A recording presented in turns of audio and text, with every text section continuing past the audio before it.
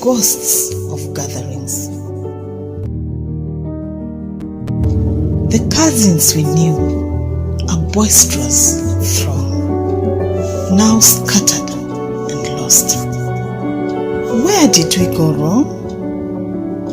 Levels divide, a cruel and silent game.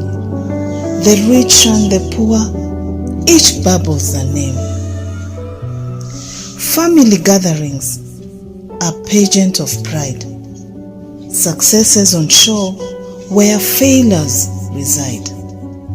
Unity's ghost, a memory forlorn. The elders who bound us forever withdrawn.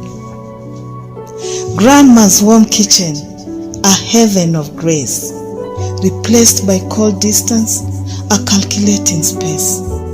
Aunts choose their favorites, uncles their kin. Siblings find solace where true ties begin. Cousins backbite, a venomous strain.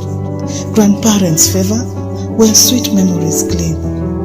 Funerals unite, a morbid display of fractured relations, come what may.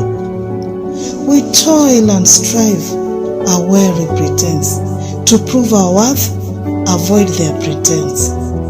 They judge our intentions, suspecting our plea for help and solace, a desperate decree.